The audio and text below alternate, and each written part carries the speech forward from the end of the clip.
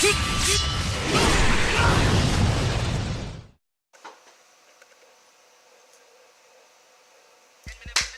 going on, YouTube? DoubleEdge Games here, and today it is E3 week, boy! Alright, excuse the hype. That's pretty much what E3 is. It's the time where they actually show off, well, most of the gamers, that's what they're looking forward to, because it's usually showing all type of entertainment. They're either showing, you know, new devices, whether it's VR or new, you know, new electronic devices or anything like that, but mostly people watching for the games. So today we're going to cover Microsoft's press conference first. I will get down to Sony's and Nintendo's within the next video. So I'm just going to go down the line, make it really quick. I'm going to try to burn through as much as possible just to give you guys a good overall impressions of how I felt about E3. So they first opened up and they actually showed off a new Xbox console. It is called the Xbox S. It kind of stands for Xbox Slim because it's just a smaller version. I think this is like 40% smaller, something like that. But pretty much, in case people don't know why companies make slimmer versions, it's just because if they can find a way to make the same type of product on less materials, it saves them money. So it has new features. It has a 2 TB hard drive, so you can place more games on it. That's pretty good. It supports 4K like viewing on like Hulu or something like that. I don't know, but pretty much it's a slim version. So they got a new console coming all the way. But there's more. I'm gonna tell y'all at the very end though. So pretty much the games. First game they showed off. I think the very first game they showed off was Gears 4. And the good thing about this is, just being a PC gamer, it not owning an Xbox One. I'm not saying, you know, fuck Xbox One and shit like that, but I'm just saying, just for me personally, being on PC and hearing Xbox One and Windows 10 exclusive, I was like, let's go, boy! I was happy. I was really happy just because it took y'all that long to realize, like, damn, we own Windows. Why don't we just put our games on Windows so we can also get more money? It's a win-win situation, but some gamers look at it as, oh, it's just one less reason to own Xbox One. And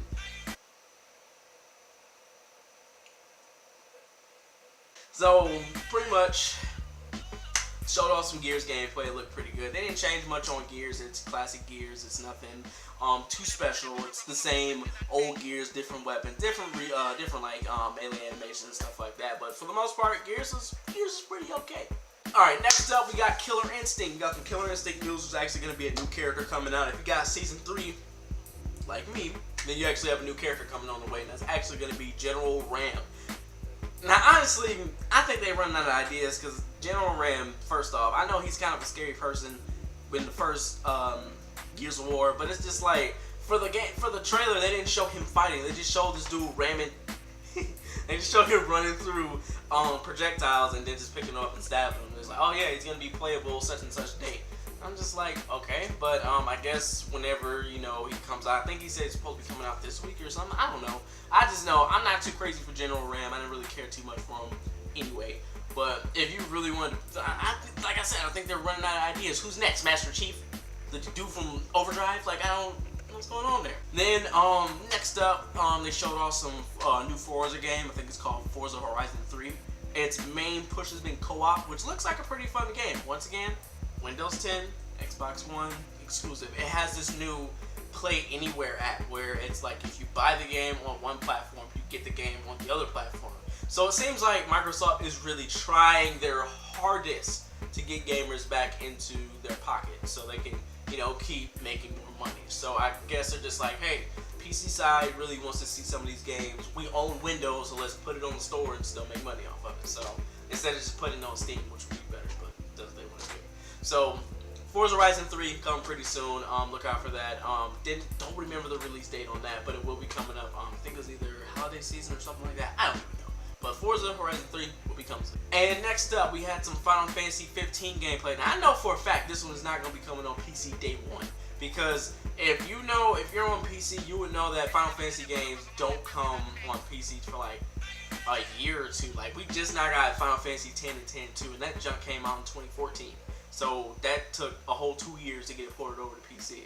So we might not see this shit until like fucking 2018 for all I know. So Final Fantasy 15 will be, they showed some gameplay for it. It looked pretty hot. It looked okay. I'm just not understanding, you know, the whole term why they want to go into a more hack and slash version, which I feel like they're just going to take a huge dive into. but we'll never know. But look out for that coming. They've been working on it for a very long time, so I'm not surprised if we don't see it early 2017. They probably said a release date, but completely flew over my head. And next up, we got a game called Record that they showed last year at E3, where it's like it's like a platformer where you have a core and you can put it in different robots and they all have different functions. That game looks dope.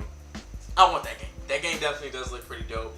I think it was a Windows 10 and Xbox One like crossplay kind of thing. I'm not sure. I don't remember hearing if it's just an Xbox One exclusive. It is. God damn it. But if it's not, I'd definitely be looking forward to that. Alright. And next up, we have the Division expansion pack. Now I'm gonna be honest with you. I know my friend Dom. Bro, you was eating this up. But to tell you the truth, I uninstalled the Division weeks ago, but this might get me back into playing it again. They also showed off the survival expansion pack too. So they actually showed off two. I think one was underground and survival, but correct me if I'm wrong. But they actually look okay. They look pretty fun. But the Division kind of died for PC gamers just because it was just like, because if you look at the charts on Steam, it took like a plunge. Like it was like a good, like I think it was like a few 100,000 people playing, I think like that, and it just took a dive down to like 10,000 people playing. So it took a major dive, like 80-90% of the player base does not play the Division on PC, just because, you know, I'm on PC. So yeah, that will be coming I think later on within the month, but it might get me back into playing the Division. Who knows? Alright, then also we had some Battlefield 1 gameplay being shown. And also I think they said the DLC packs are going to be coming up on that a little bit faster. So definitely look out for that coming. I personally don't give two fucks about World War I. I do not like the way the way the games play. Just because if y'all know all y'all people getting hyped for this game just because Call of Duty Infinite Warfare, people make it seem like that game is gonna be trash, and you knew that game was. I'm gonna get into that on the PlayStation conference because they said, you just wait. But no, me personally, I don't like World War I. If it was World War II, definitely I would have been a little bit more, leaning towards it. But World War I, there's a game called, I think it's called Verdun, that's on PC that I got. It was just all strictly trench warfare, which I don't mind, but the weapon selection was very ass. I'll just say that, very ass. World War II had a huger weapon selection, so have fun, with Battlefield 1. I mean, if I see some stuff on it, it looks graphically stunning. It looks very good. I will definitely say that. Frostbite always has, great graphical fidelity within that engine. I just said a weird name, a weird word. But pretty much, look out for that coming up pretty soon as well. Then also, they showed off some indie games. They showed off the game called, they got Outlast 2 coming, which Outlast was a huge hit. And that game didn't even feel like it was an indie real talk. It felt like it was kind of like a AAA title. But of course, they got Outlast 2 coming. So for all those Let's Players, Corey, all those dudes really gonna be looking forward to this game. There's also another game, We Happy Few. I gotta get that game. That game looks dope. It definitely looks dope. The art style kind of weird, kind of resembles a different game or another game.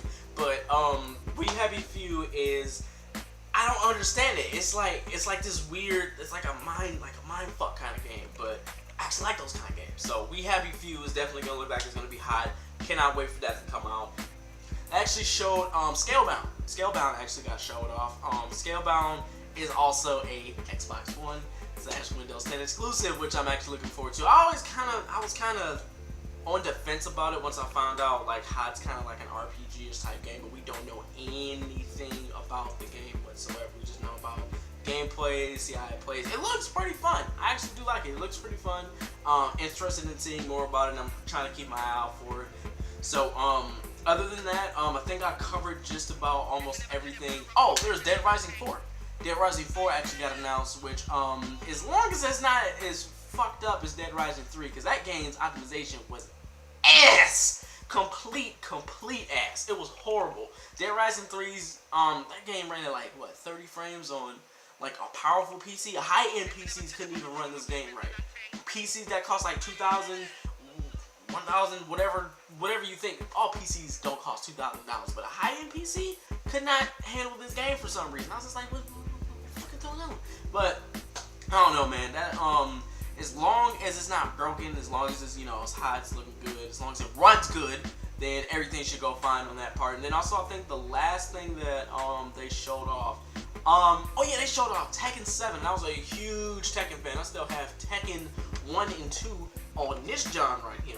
They need to get Tekken 3 up there. But they just show Heihachi getting his ass beat until he turned around and beat Kuma's ass. But yeah, of course Kuma's a guest character in that game. But it actually looked pretty hot. I actually cannot wait for that game. And then, just when you thought the press conference was over, there was this, we like to thank you guys for coming out, blah, blah, blah. We hope that we want to push the new Xbox S out and let you guys experience more. And then everything then he just stopped. He's like, but there's another. And everybody just lost their damn mind. I was like, what? And then everybody just started losing their damn mind, bro. And then that's when they just played like this video where they're just like talking. They just hyping up the Xbox brand like it's Call of Duty. And they announced the most powerful console ever, the Xbox Project Scorpio. And people lost their damn mind because they were like, man, I got leaks! Ah! This shit said it has 6 teraflops, it has this and that, and it's a 4K ready console. Do you know how much a 4K ready anything costs? That shit easy is from the range of just being low of 600 or double what the original Xbox price is. But what is good is that they did say that all of the games are going to be they're all going to be compatible, so nobody gets left behind. So they're not going to make a game that's only for the Xbox Scorpio or only for the Xbox S. They're all going to make it to where they can all play the same game. So that way, you're not left out. It's pretty much, they're trying to compete with PC, which I don't mind, but in the long run, you're going to lose that battle because PC, the way they are, is they're always evolving. They're always pushing more graphics cards. I mean, bro, they already got like 12 gigabyte like Titans already. Like they had the specs that you're putting in the Xbox Scorpio, like I don't know, like I said good, I don't know, years ago. I can't even say the exact date, but I already know that all that stuff that you're showing off and promising, PC already had. So they're just gonna keep evolving, especially when you doing that shit. But people were just thinking like, oh, you can just plug it into your TV and boom, you have 4K. No, you need a 4K TV and/or monitor. So that's gonna also, take a chunk out your funds. So now you have to get a TV and then you have to get the console. That may run you, I don't know, man. That may run almost $1,000 maybe, or maybe even less than that, depending on how the type of TV you get, or depending on the price for that console. So that was kind of funny, just seeing all that, and people just like, yeah, just like put them in a coffin. They're done. Sony don't got nothing. I knew they were hype. I mean, it's always a good thing to see, the companies grow and stuff like that. But at the same time, bruh, they don't know how much this shit's gonna cost, man. Like y'all have no clue. This shit's not gonna be. I even heard like some people may say like maybe like 500. Like nigga, please, it will not be that much. It might cost you arm and leg. So I would like to thank you guys for tuning in. That's gonna wrap up my thoughts on Xbox's press conference or Microsoft's, and then I'm gonna cover Sony's next, and then Nintendo's. I just finished watching theirs too, so I'm gonna cover that as well. I would like to thank you guys for tuning in. This is DoubleEdge Games. Peace out.